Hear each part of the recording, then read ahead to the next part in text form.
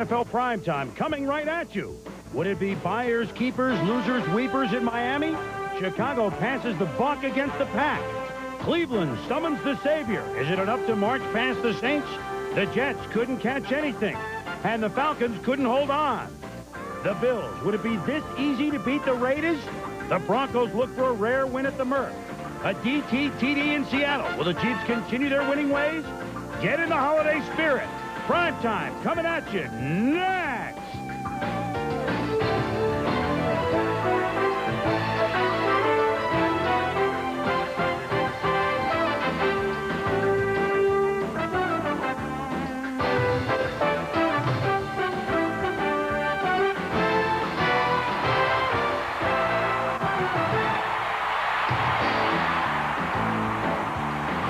Once again, everybody, I'm Chris Berman. Welcome to Week 14 of NFL Prime Time, a week in which everybody's playing football on either Sunday or Monday, and a week in which it showed that when you all play, you have good games. To help us show you all the good games, and there were many of them, many going down to the wire, Tom Jackson, Robin Roberts, our partners in crime. And first, though, we've got plenty to tell you. Like the late games. First, there are one game still going on in the NFL, but here let's go through all the late scores. The Giants have beaten the Dolphins 19-14. That is now a final. Dolphins scored late, but the Giants covered the onside kick. We welcome those that have watched that game. The Chiefs, behind Joe Montana, Marcus Allen, big play Derek Thomas, beat Seattle 31-16. Kansas City is rolling. John Connie, 35-yard field goals, just seconds to go. Broncos have a couple of ticks on the clock with which to return the kick, but the Chargers looking to beat the Broncos 13-10 at the Murph. We'll keep you posted. And those Phoenix Cardinals laid the lumber to the Rams 38-10 for Joe Bugle's squad, whose team is much better than the 4-8 record that they possess. Of course, we've got a team that looks as good as any team right now in the NFL. The San Francisco 49ers on our air this evening with their high-powered offense against another team on a roll, well, of a different sort. They've won one in a row, the Cincinnati Bengals. Mike Patrick, Joe Theismann on the call from the stick. They have a preview. Gentlemen. Thank you, Chris. We're getting ready for our game at Candlestick Park in San Francisco between the 49ers and the Bengals. Good evening, everybody. I'm Mike Patrick. There is no question that the 49ers have the hottest offensive unit in all of pro football and the deadliest combination, Steve Young to Jerry Rice. In the last 5 games, Young has 14 touchdown passes, 10 to Rice. There's a subtle communication amongst receivers and quarterbacks, that body language, and also just pure communication, coming back to the huddle saying, hey, look, this is how I'm going to get it open. This is how I can do it. It's exciting because of the chemistry. Steve, he's not throwing the ball to 1 or 2 guys. He's really spreading the ball around. So everyone is happy. And, you know, when you're making plays like that, you know, it's just a lot of fun. And we'll break the huddle, make eye contact, and say, you know, watch it. This play could be the one. Joe, they were talking about body language, chemistry, communication. How does all that translate? Mike, it translates into big plays. And for example, you're going to see it on this particular play where Steve Young has called a comeback to Jerry Rice in the huddle. Tell him to go down, run 12 to 14 yards, come back outside. Now, as the play develops, Jerry Rice gets on top of the defender so quick, he throws his hand up in the air and says, Steve, listen, I'm not going to be coming back. I'm going to continue on. Let it fly. A comeback was called in the huddle, but they made the adjustment on the field. These two guys are operating in a zone, and that zone is translating into end zones for Jerry Rice. We'll see if the Bengals defense tonight can slow down the end zone express. That's tonight at 8 Eastern. Hope you'll join us then. Back to you, Chris. All right, Michael and Joe, thank you very much. Very good-looking sight, that late afternoon look across the bay at Candlestick Park. We've got plenty to show you. Week 14 on NFL Prime Time. Some games that really turned suddenly in the second half. Falcons and the Oilers, one of them. And Oiler defense. Buddy Ryan's D over Jerry Glanville, their old friend. Giants, Dolphins, teams with the best record in respective conferences. Who would come out on top in Miami? It'll knock you off your feet. It's full field views and playbook options. It's Super Play Action Football, part of the Super NES Sports Network. What you want is what you get at McDonald's today. Buy Logo Athletic. Get real with authentic team apparel. Buy the United States Marine Corps. You have to be tough to compete, but smart to win. And buy the awesome sports lineup of the Super Nintendo Entertainment System. No wonder you find the best play here. We'd like to welcome those of you that have watched the San Diego Chargers beat the Denver Broncos at the Murph. Broncs looking forward to their date with the Chiefs at Mile High next week. Stumble on the left coast. Highlights of this a little bit later on. When we return on NFL Prime Time. A hot team coming from the ashes, the Jets. Could they stay hot, or would the Colts make them shake? Pool the Masters way and learn from the Jets and the Colts. All right, Super Bowl III, it's not. But the Jets had won 5 straight, and they were dreaming of maybe a trip to a game like the Super Bowl. And if they were to dream it, they had to make sure that they beat the Colts for the second time this season. This one was in the wet Meadowlands, so the Jets getting used to playing in the wet. Last week was at Foxborough. This time was at the Meadowlands. So could the Jets beat the Colts for the second time this season? That was the question that we've been asking for a while. And the Jet fans wanted to see who could catch the ball. Boomer Esiason. Blair Thomas playing for Johnny Johnson who had a rib injury, and it showed. Blair was rusty, which is apropos in the rain because he was even more rusty when he just couldn't handle onto this one. Then Esiason and Rob Moore have been a big target this year, but Moore having a rough day, Tom. Yeah, Chris, a reoccurring theme on the day, New York Jets receivers dropping the football in open territory. The Boomer 8 of 20 in the first half, although he had 6 dropped on him. 3-3 last second of the first half. Look at Louis Aguiar. If Esiason can't do it, I will. He does a Garrow, actually changes hands, a good throw. I mean, not bad. At least it had a shot. Kaz says what it is. We're tied at 3 at the half.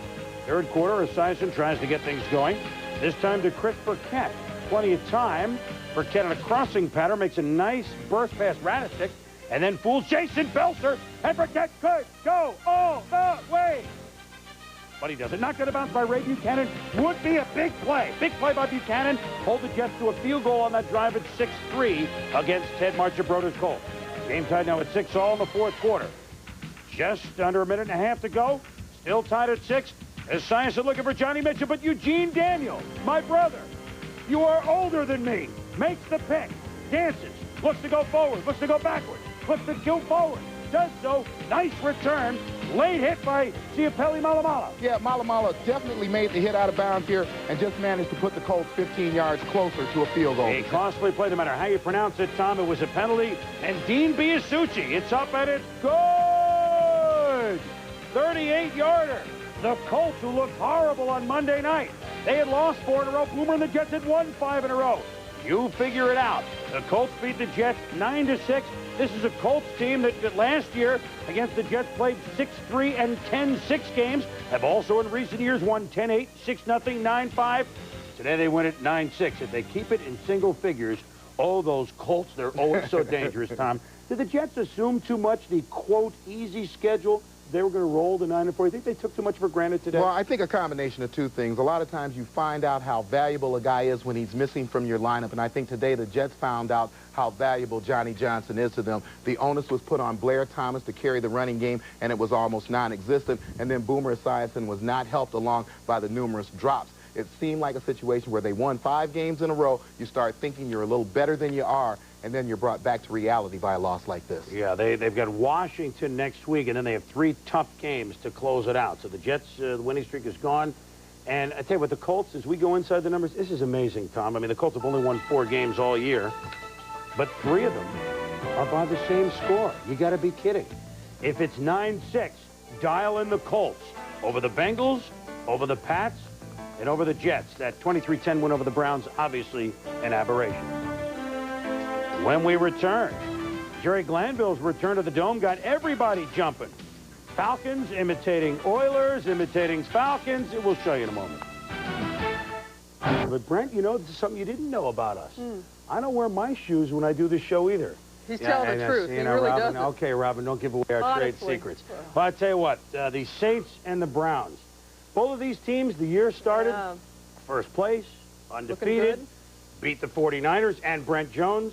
What happened? Well, you know, Bernie is now spending his weekends. He should take his shoes off. He should. Maybe that would help. The Browns haven't won since Bernie has been spending his weekends elsewhere. Would Vinny be the answer today against the Saints? The Browns needed to stop their 4-game losing streak if they wanted to have any shot at the playoffs. For the Saints, their 3rd straight road game and their first appearance at Cleveland Stadium in 9 years. On 3rd down of their first series, the ball snapped over Wade Wilson's head. A 20-yard loss, and the Browns would be in great field position. Todd Philcox got the start. He floats one towards, that's right, Michael Jackson. Browns lead early. But here come the Saints. Dalton Hilliard. Looks like he's tackled, but a strong second effort results in a 16-yard gain. And it would help set up Wilson to Wayne Martin. He takes it in for the score from 10 yards out. Game tied at 7. Early in the second quarter, Philcox would have his troubles. Here he throws an interception right into the arms of Ronaldo Turnbull, his first INT, and Philcox would be yanked, so here comes Vinny.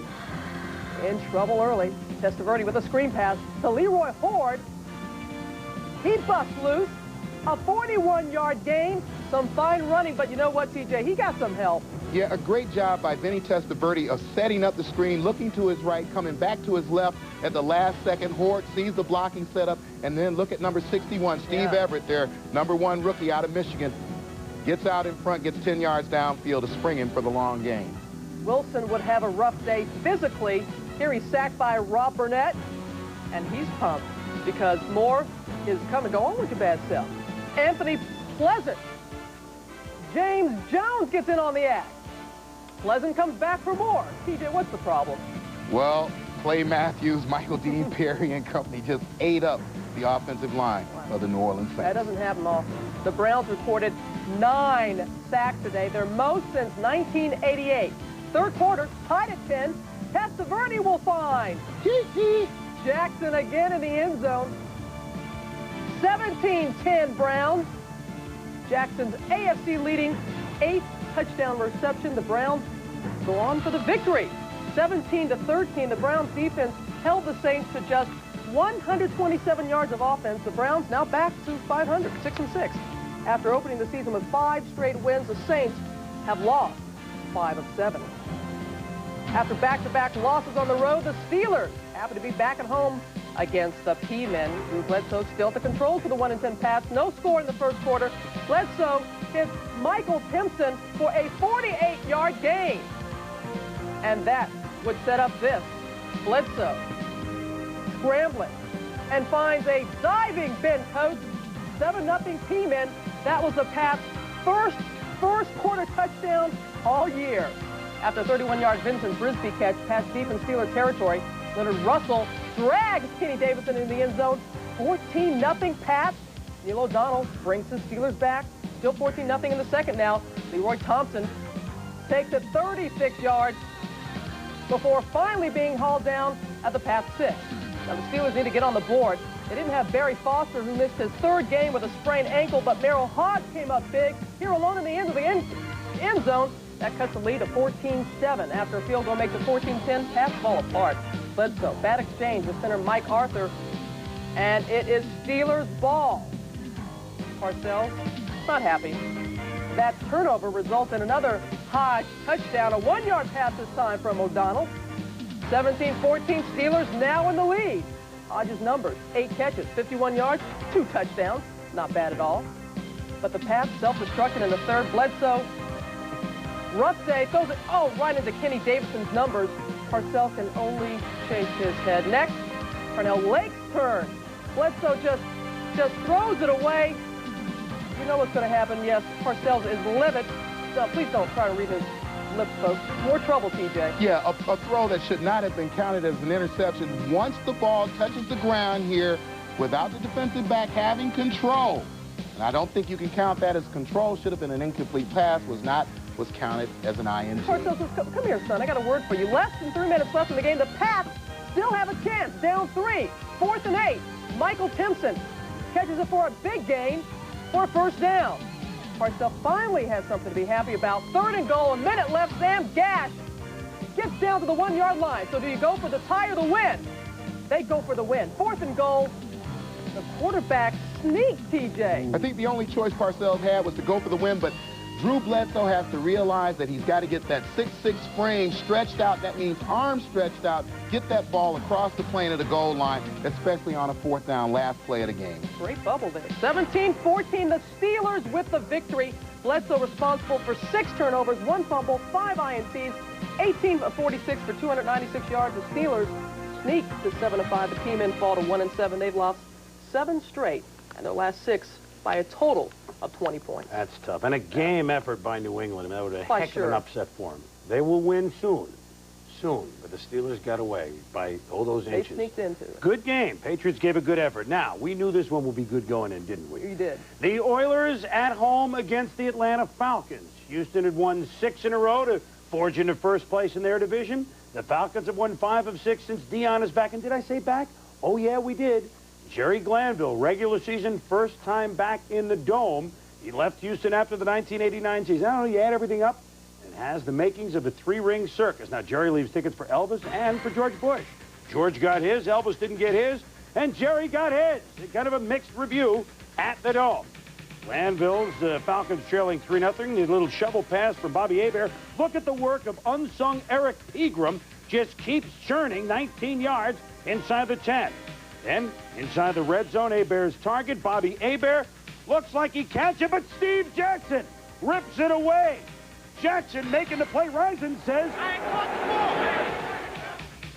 he thought he caught it, but there's Steve. Yeah, the referee here was waiting to see who would come away with the ball. Jackson did a great job of wrestling that ball away from Risen.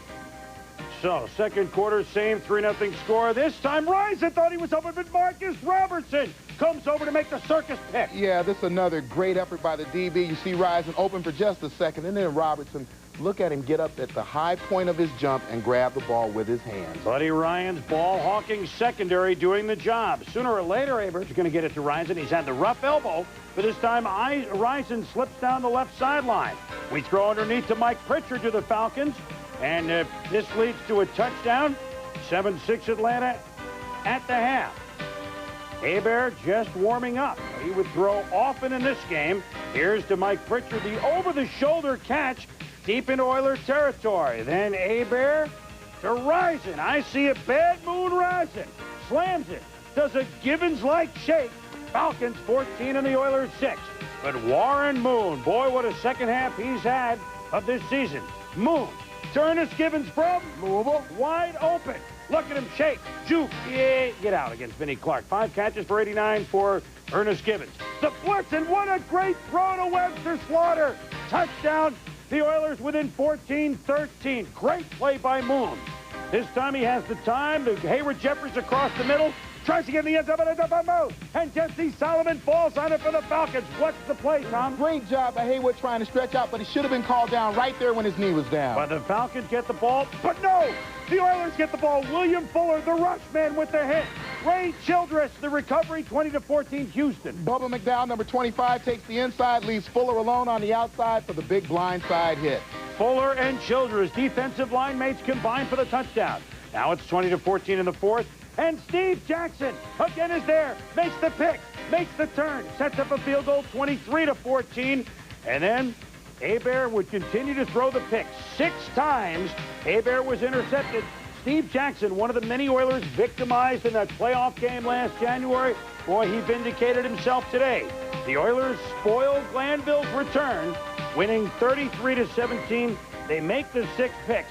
This game took almost 4 hours. It was like 3:45 to play it because both Hebert and Moon had 300-yard days throwing, 94 passes in this game. And afterwards, Warren Moon and company said, well, this was very special for us. It was, we didn't want to say a lot during the week, but some things, this is quoting Warren Moon, some things that transpired when the man was here. This made it an awfully big win for us. And a coach, no handshake afterwards, although Glanville tried to pipe it down. Well, Pittsburgh struggles, Tom. Houston, impressive. They have a stranglehold now in that division, it looks like. Well, I think certainly we talked about the Oilers playing through that soft part of the schedule and then having to prove themselves against good talent. I think that's what they did today. Their defense has finally picked up the Buddy Ryan style of defense, which is blitzing and aggressive defense, forcing turnovers, and then having the offense make people pay for that, and that's what they did today. Going back to the New England game, I talked a little bit about it under the highlights, and that is Drew Bledsoe has to understand the reasoning behind why Bill Parcells does things. The reason he called quarterback sneak instead of anything else is because he's 6'6", and he figures if he gets up, even if he just gets the ball over the plane of the goal line for a second, it's a touchdown. So Drew has learned another hard lesson. Well, the Oilers now, yeah, that is a tough lesson, missed by inches. The Oilers, by the way, have won 7 in a row, first time since 1962. George Blanda was quarterback for those early AFL Oilers. In these 1993 Oilers, well, I tell you what, you want to take the ball away when you win games? Their last 7 all wins. They've taken the ball away 24 times. That's 3.5 turnovers a game. The first 5, they weren't doing so much ball hawking. That's kind of why they were 1-4. Talk about some defense. Yeah, they do it in Houston. What about Dave Wannstedt's defense with the Bears? This is the win that will carry her over to other weeks. We'll show you what happened in a moment. Recently, in our favorite division, the NFC Central, a.k.a. the NFC Norris division. 4 top teams playing against each other, and at the end of the day, depending on the results, you could have 1, 2, or a 3-way tie for first place. At Detroit, the Lions were without their best offensive weapon, Barry Sanders. The Vikings regained theirs, Jim McMahon, although Jimmy Mack at times doesn't look smooth. Is certainly not as smooth as Barry Sanders. But Dennis Green knows that, well, #1 in the NFC against the rush. They've got a good rushing defense is what we're trying to say. And if you take Barry Sanders out, it's going to be better. Eric Moore looked good at times, but he fumbled there, kept possession. Moore met in the backfield. John Randall with the stick. Lions only had 77 yards of offense in the first half. Sean Salisbury, ho, ho, ho, is in the spirit. But he watched Jim McMahon run the offense. McMahon to flip to the fine-looking running back Robert Smith. But Smith hurt himself on this play. Ligament damage to the knee. Looks serious. They'll know more. They tried to know on the sidelines once, but they'll have an MRI tomorrow. Second quarter, 3-0 Vikes. Jim McMahon, he lofts it. Joe Tap-like, but it's Roger Craig that comes down with it for the Vikes. Yeah, Jimmy Mack with a great job. He doesn't always look pretty doing it, but of straightening up in the face of the rush and finding Roger Craig downfield. 6-0 for Dennis Green at the half. Barry Sanders on the field to try and lend some support. But J.C. Pearson makes the pick for the Vikes against Rodney Peete. Yeah, you look at the pressure here by Henry Thomas. He actually hit Rodney Peete's arm just a little bit. You see the wounded duck there for the INT. Andre Ware warmed up. He didn't come in until real late. Peete was still all right. Well, it depends who you're talking to. Lamar Griggs thought he was already made the pick. And look at him go. He could go all the way. He does a defensive touchdown. Boy, the Vikings specialize in this. 13-0 V-Men. Peete 4 picks in the second half. Oh, Wayne Fonts, that's how bad it was. He felt like Dick Van Dyke trying to get off the field. And the Vikings have shut out the Lions 13-0. Minnesota 5 picks in the game, 7 sacks. Detroit has lost 3 in a row. Minnesota had been stumbling, but they're back to 6-6. The Lions at 7-5. So, big game at Soldier Field. Never this late in the seasons in the past 30 years until today had the Pack and the Chicago Bears met with winning records. Brett Favre tough. You know he had the injured thigh, bigger thigh pads, but why run it when you give it to Darrell Thompson, who gains 10? And then back in the lineup, Jackie Harris, the tight end, 16 yards. 2nd and 12, Favre throws it, picked up by Dante Jones, and he hands it to Jeremy Land of Lincoln. Look at him get past Favre. Strut, high step, in the end zone, touchdown, 80 yards. What a great play by the Bears defense to lead it 7-0. Yeah, Jones does a great job here of not only getting the ball, but the presence of mind right here to hand the ball off to Lincoln to get him to score. Jeremy Lincoln, remember the name. He and Jones figure again. So the Packers swing pass to Darrell Thompson. He lumbers downfield for 33 yards. That sets up Favre to Sterling Sharp. Makes the move on Janelle Wolford in the end zone. Touchdown. It's 7-all. Favre trying to get some help from upstairs. He went upstairs early and often in this game. Favre, though, often too much here as Jeremy Land of Lincoln picks it off again. 3 turnovers in the first half in Chicago territory is going to kill you. So even though Wannstedt Bears at only 66 yards in the first half, they lead at 10-7. Mike Holmgren says, well, if we take care of the ball, we'll be all right. Packers trail 10-7 in the third.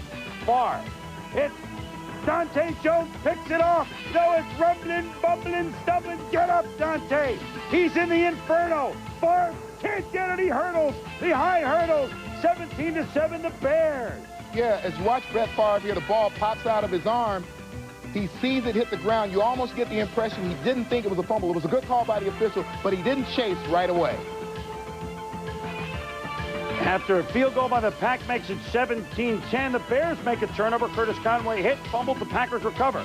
Favre makes him pay to Mark Clayton. Had a touchdown on opening day. Again in week 14, he finally finds the end zone.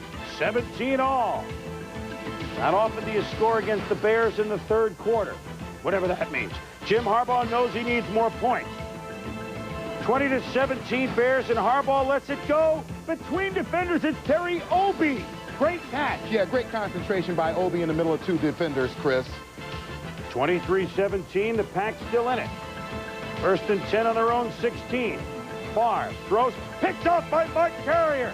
And he goes toward the end zone to the 15, to the 10, to the 5. He leaps! Touchdown! 3 Bears defensive touchdowns. And Carrier makes them pay even when they don't make the turnover. Knocks Reggie Brooks lights out. Although to Brooks' credit, remember he made a catch on the next play of the game. Oh, those Chicago Bears won those 3 road games. They came home and pleased the home folks. Bears, Pack, Lions. Lions and Packers and Bears, oh my, tied for first place atop the NFC Central with the Vikes just one back. Everybody but our Yucks have a shot in this division. And it's a division, Tommy, you try and, now the Bears obviously are the team on the roll.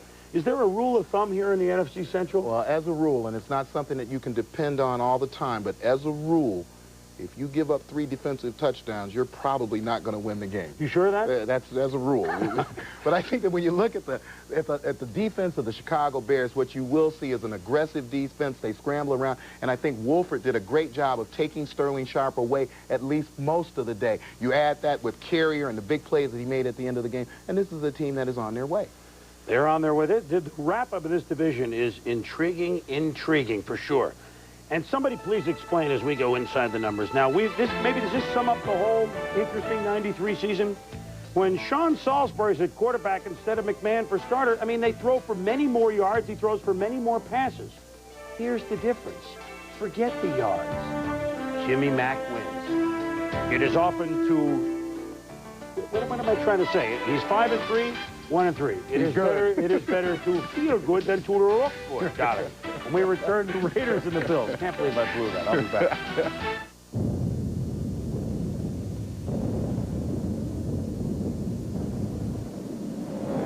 Berman Thomas gets the crowd fired up. 1st and 10 in the second quarter. Jim Kelly to his favorite receiver this year. It's true, Pete Metzalot. Look at him rumble for 51 yards out of the 14 of the Raiders. And a few plays later, 2nd and goal from the 3 to hit up to Thurman. Look at the little guy work in the end zone. 7-3 Bills, an 80-yard drive. Thermal, the 8th player in NFL history to amass 1,000 yards in 5 straight seasons. Congratulations. 7-3 in the second quarter. Jeff Hostetler took a beating but stood tall. It's Tim Brown for 11 yards, first down. Same drive on 3rd and 16. Haas waits, hits Brown, comes back. He's got to make the first down, and he does. Next play. This time, waits for no one. Lofts it, does Haas. To Brown, where's the defense? Oh, it's backing up, way back. And finally, Brown is submerged at the 12-yard line. On 2nd and 9, Haas scrambles. You know he can run. He looks for the corner, gets there. He dives in. 10-7 the Raiders. Marv Levy's offense needs to get it going. Kelly, they've had trouble going deep this year. Not here. Done. 65 yards. Beats Dan Land 14-10. Boo. Yeah, you look at the bottom of the screen here. Land just took a little bit of a glance back at the quarterback. BB flew by him, and you almost got the impression that Land thought he was going to get safety help, which had bit up in the middle of the field. Second half with the Raiders trailing 17-13. Haas evades the sack, sees James Jett, but Nate Odoms with the nail. Ends up holding Archell's club to a field goal, 17-16. Bills still lead. Kelly goes to Beebe. And Torn Dorn looks like a pretty good play, but he gets flagged for interference, Tom. Yeah, you watch the replay here. Dorn comes over the top. You don't see the left hand get in just a little bit right there. That looks like a no call to me, Chris. Well, it sets up a touchdown, though, Tommy. Bruce Smith and company know they can tee off because the Bills lead by 8, 24-16. After a field goal makes it 24-19, the screen to Nick Bell. And look at Nick Bell, for whom the bell tolls. He moves upfield 18 yards. Then, next play, Hostetler to Jett. Look at Jett. You know, like a team with a jet and a rocket as outside receivers. Then with under 5 minutes to go, Hostetler, Tim Brown, 29 yards. Haas to Brown. What a combination this was. Brown caught 10 for 183. The Haas threw for 289 yards. The Raiders, last time they were in Buffalo, they lost the 90 title game 51-3. This time they extract revenge, winning 25-24. Raiders now 7-5, and the Bills 8-4. And afterwards, Thurman Thomas, some words. I don't know what everybody's talking about controversy. There's no damn controversy around with the Buffalo Bills. Let's put that straight right now, okay? There's no controversy. We were just a frustrated offense where we wanted to put up some points and things wasn't working for us. Now, all you y'all want to talk about controversy, I'll give y'all some controversy because there's no controversy on this Buffalo Bills football team. We're a good football team, and if nobody don't like it, you don't have to write about us, all right? There's no bickering Bills or whatever, the main person, Vic Carucci, try to bring the up. There's no bickering Bills going on around here. We're just frustrated on offense because we haven't scored some points. That's all that. We're not pointing the fingers at anybody. We're not saying, oh, this and that. We just went to the coaches. The coaches came to us and said, hey, we need to change, make a change. We're not pointing the fingers at anybody. Well, that'd be pretty clear that the Bills feel backed into a little bit of a corner here. Although at 8-4, a lot of teams would like to change place. Hey, hats off to the Raiders. Third straight road game, Tommy. They win at Buffalo, but they showed a lot of moxie, Haas especially. Well, kudos to Art Shell and his staff. I think coming off of a big emotional loss to the Cincinnati Bengals last week, they recovered within the 7-day period. They played a good game against the Bills in their stadium. And I think what keyed it was Jeff Hostetler. Of course, Timmy Brown was getting open, but Hostetler, over 300 yards of total offense today, did it both via the run and the pass. And for the Buffalo Bills, they just seem like a team that's every now and then out of rhythm. They lose their rhythm. Well, you know, all the weapons that Buffalo has, and maybe this is a stat that'll tell it, the leading receiver this year for the Bills, tight end Pete Metzelaars with 47. Last time a Bills tight end led the team in receiving, 1962. Ernie Warlick, when he caught passes from Jack Kemp. Doesn't sound like the Bills. When we return, here's a team that's beginning to look mighty fine. Derek Thomas and company. Chiefs Seahawks in a moment. Is it true? The Tampa Bay Buccaneers favored for the first time this year over a team that won the Super Bowl just 2 years ago. Is that possible? Now you know how bad this has been for Washington this season. Well, consider they enter today's game with Tampa Bay with fewer victories than the Bucs. Both are dead last in their respective divisions. And the last time Washington visited Tampa, of course, Super Bowl 18, and our dear friend, Joe Theismann. Oh, Joe, we still love you, Joe. 38-9, the Raiders won, but we love Joe. Richie Pettibone hoping for better results this time out. First quarter, scoreless game. Second possession, Rich Gannon pushes through for a 1-yard touchdown run, 7-0 Washington. And Washington would find a lot of support in Tampa today. Craig Erickson with the gain. Outscored 165-60 in the first half. So we head to the third quarter. Gannon hands off to Reggie Brooks. He had a monster game. Look at this. Former Redskin Martin Mayhew gives chase, but he gets in from 78 yards out. 17-0 Redskins, TJ. Yeah, a combination of two things. Reggie Brooks, a good job of sliding to the right here. Raleigh McKenzie with a nice block right there. And then Brooks with a nice cutback. Tampa will hit a field goal to make it 17-3. And they look to Ray Seals and the defense to contribute. Third down.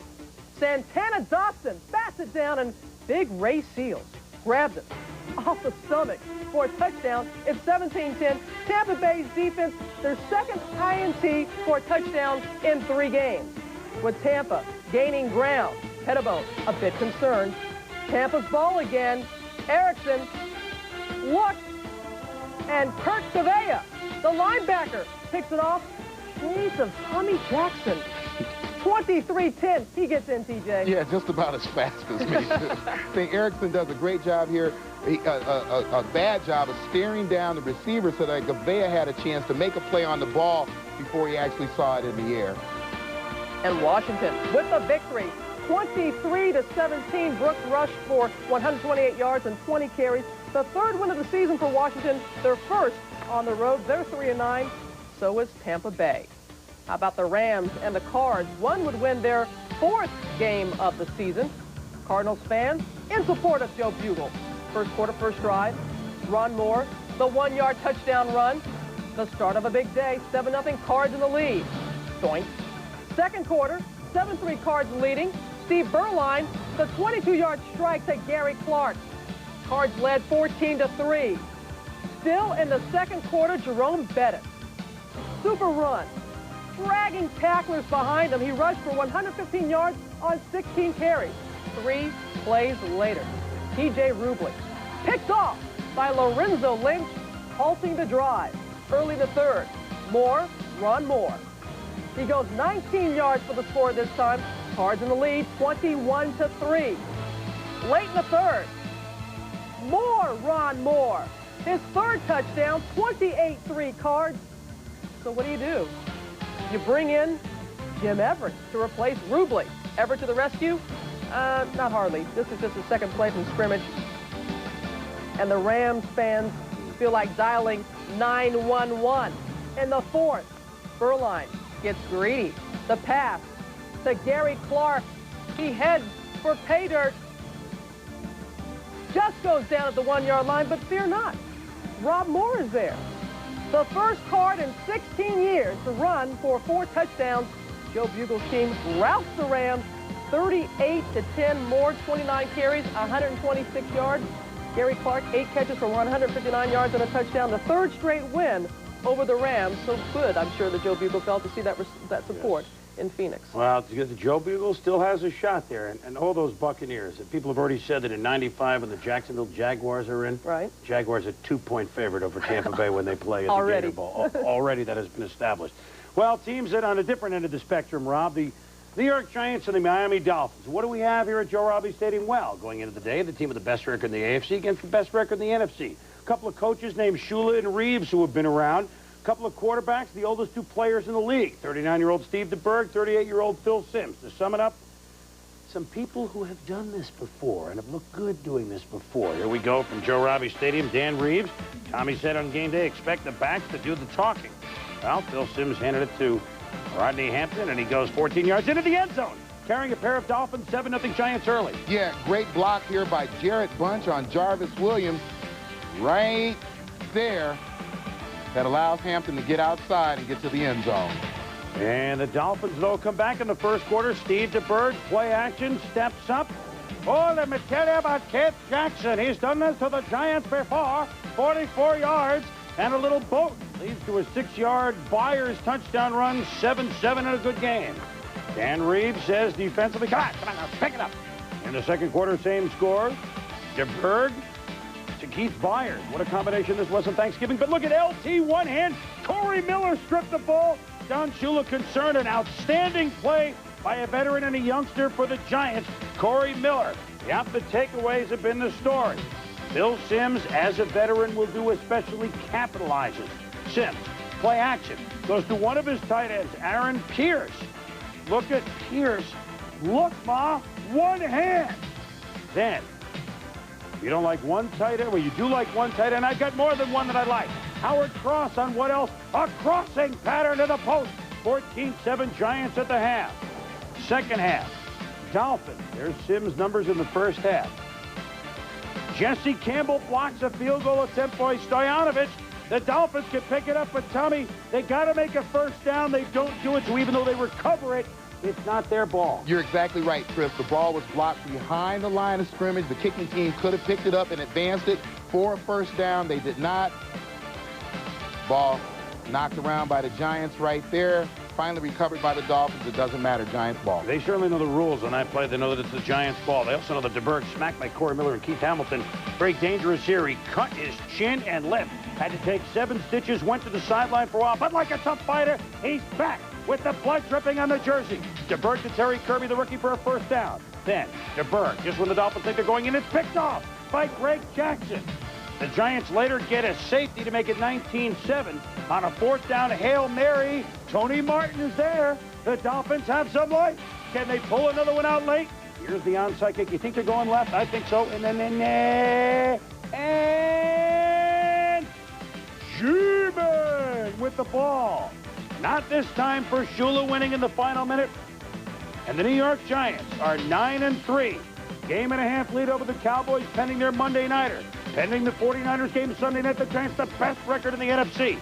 The Dolphins fall to 9-3, all 3 of their losses against New York teams. 2 against the Jets, 1 against the Giants. They hate New York. Kansas City at Seattle. Joe Montana back in the saddle. 5-1 as a starter going in. Seahawks an early field goal lead at 3-0. Joe to Marcus Allen. There he is. Marcus makes a couple of moves, 11 yards. On 2nd and 7, Joe. Willie Davis turns left, turns right, 13 yards. Joe Fred Jones. You know, if you're a receiver when Joe's quarterback, you're going to get the ball. Then, play action to Willie Davis. Nice pass, and only he can catch it 33 yards. Yeah, Davis here split wide right. He fakes in the move and then goes out on Dwayne Harper. And look at Joe Montana deliver the football. And then on the very next play, Marcus Allen, one of the best inside the 5-yard line who's ever played, right there takes the lead block of Ernie Thompson, 7-3 Chiefs. Another touchdown for Marcus, 5th straight game in which he scored a touch. Leading AFC touchdown maker. Rick Meyer looked good at times, but not here. He literally puts the ball on the ground after hit by Darren McKell, and then Derek Thomas. No one's going to catch him. He could go all the way. 86 yards for Derek Thomas. The Seahawks driving for what they thought would be a tying score. It said 17-3 Chiefs. Yeah, and for kids out there who want to know how you become a great linebacker, it's hustle, hustle, hustle. Here, Derek Thomas misses the sack on Meyer the first time around, keeps following the football until he finally finds it, and then starts rumbling toward the end zone. That's a great view if you're a linebacker. Nobody there, nobody near you. Touchdown for the Chiefs. 17-6 the Chiefs. Third quarter, Meyer. An overthrow right in the hands of Albert Lewis, who makes the pick, makes the run back. Boy, with Lewis net back at the corner healthy, Kevin Ross at the free safety, Carter at a corner and a good pass rush. Chiefs defense helped make it 24-6. Then Meyer to Kelvin Martin. He's stripped by Lonnie Kmart. There's a blue light special on the football. Albert Lewis is on it. Marcus, well, you get near the end zone, give it to Marcus. Look at him cut across the field. Patrick Hunter, get out of there. In the end zone, Marcus Allen. Now he has 13 touchdowns to lead the AFC. 3 touchdowns today. Jeez. 31-16. As they beat the Seattle Seahawks, they close against the Seahawks at Arrowhead to finish off the season. So the Chiefs, with the win, up their mark to 9-3. They win. Could the Broncos stay one behind, knowing the two teams are playing next week at Mile High? Bobby Beathard's Chargers looked good on Monday night. See no evil, hear no evil, says Bobby Ross. With Stan Humphries back in the saddle at quarterback. Try to pick up where they left off Monday at the Colts. Can Nate Lewis touchdowns, but wait. There's a penalty, Tom. Yeah, you can see right here, Anthony Miller runs into Tyrone Braxton. It's a fairly easy call for the official. Dale Heimer had a busy first half. In the first half alone, 150 yards of penalties. Elway, Derek Russell. Remember, he's without Vance Johnson. So, the face mask on Stanley Richard helps the Broncos, but they go down to the one they stole. The fake. Wait a minute. A Bronco wearing 57 and scored a touchdown, Tom. Yeah, Can it be? It's a good thing. Dave Wyman coming across the formation of the field goal, takes the nice pitch, sees the hole, goes in for a touchdown. Who needs Elway when you've got Maddox to Wyman? Bobby Ross's team trying to come back. Humphries to Derek Walker, but he drops it in the end zone. 10-3 for Wade Phillips Broncos. Chargers continue to chip away. Humphries to Alfred Pupanu. Down to the 1-yard line. Sets up a touch jump in the Trone. Refried Means ties it at 10. Humphries has a chance to bail it out. Minute and a half to go with the tie game. Humphries to Johnny Barnes. Look at the feet. 1-2. Yes, good catch. Then Humphries. This drive began inside their own 20. To Derek Walker for 8. John Connie getting ready. Humphries to Ronnie Harmon. The ex-Buffalo Bill inside the 20 for 14 yards. Setting up from 34. John Connie. Sheila McCray. Good night, everybody. The Chargers win it. Wade Phillips looks for that ski hat. It's not there. Bobby Beathard. The Chargers feel they're playing good ball. The Chargers have, for the 4th time in 5 years, beaten the Broncos by 3 points at Jack Murphy Stadium. 13-10. San Diego over the Broncos. Take a breath. We'll be back. It may be too much to handle. It's Moe's 7 rig rotation and bone-crushing checks. It's NHL Stanley. Our prime-time players. Our game ball. Hey, we told you, Steve Jackson, one of the Oilers, had a rough game at the end of last year in the playoffs. Was Jackson good? I guess so. Steals the one from Andre Rison, then makes the pick and rolls. Oiler defense keyed by Steve Jackson today. Had 2 picks, 5 tackles. Nice job, Steve. You get my game ball. Rah. Boom. How about a little offense? Actually, a lot of offense when the Raiders hit Brown against the Bills today.